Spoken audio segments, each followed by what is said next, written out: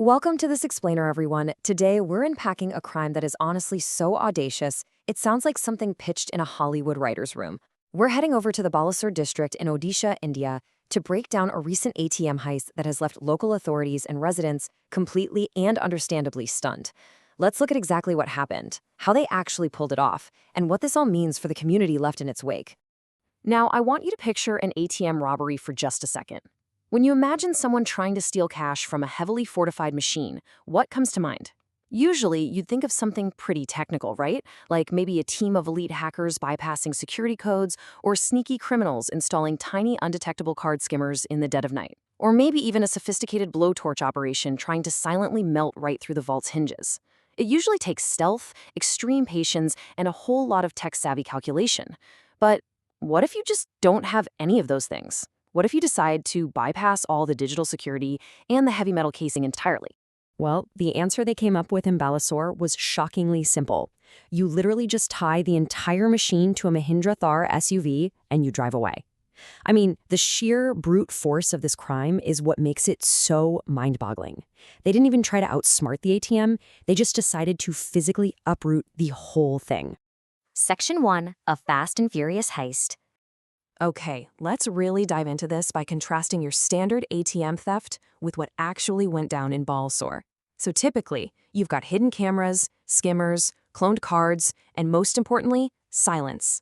Thieves want to get in and out without raising a single alarm. But the Balasore robbery threw literally all of that out the window. They brought in heavy-duty ropes, a massive black Mahindra Thar SUV, and they dragged thousands of pounds of screeching metal right down a public street. It was incredibly loud, heavily destructive, and relied entirely on pure mechanical horsepower instead of quiet finesse. Section 2. Step-by-step execution. The timeline of this heist is unbelievably tight. This all went down early on a Saturday morning in the Kahira police station area. At exactly 2 a.m., the crew arrives at the Tudagadia market, and the very first thing they do?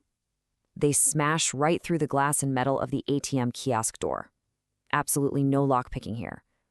Once inside, they didn't waste a single second trying to crack the safe on site.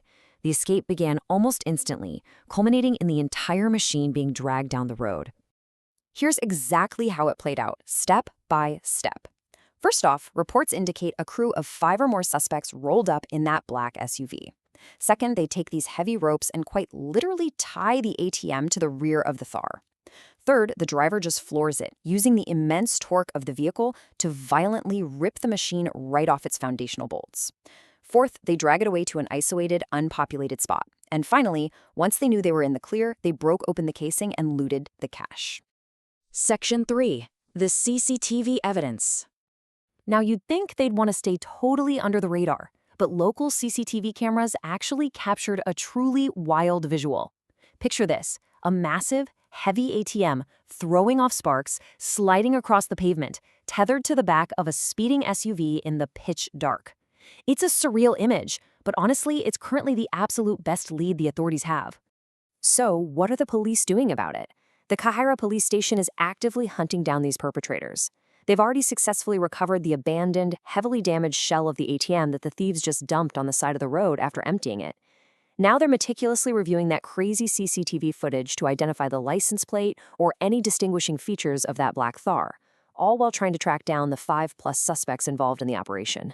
Section 4. The unsolved cash mystery. But here is the burning question. It is a big one. Exactly how much cash was actually inside that ATM when it was ripped out of the ground? You'd think the bank would instantly know, right? But because the machine was forcefully disconnected and destroyed, the immediate digital reporting of its final inventory was entirely severed. So the exact financial figure that these thieves managed to walk away with, it remains totally unknown to the public right now. To figure this out, bank officials and the police have basically teamed up. They're currently doing a massive, deep audit of the machine's historical records. They're cross-referencing recent deposits, last known withdrawals, and network logs just to calculate that exact missing number. It is essentially a high-stakes forensic accounting mission happening right alongside a criminal manhunt. Section 5. Community and Fear. Zooming out a bit, it becomes really clear that this ATM heist didn't just happen in a vacuum. The residents of Balasore are actually pointing to a noticeable spike in area thefts over the past few months. They feel that night police patrols have been completely inadequate, which has left criminals feeling incredibly emboldened. Now, the community is actively demanding tighter security and a much more visible police presence, especially during those super vulnerable early morning hours. You can really hear the community's frustration, which is perfectly captured by this local sentiment.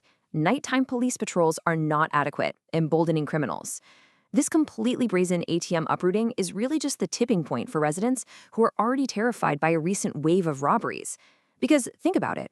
When criminals feel comfortable enough to make this much noise, it signals a pretty serious breakdown in local safety. So, I want to leave you all with a final provocative thought here.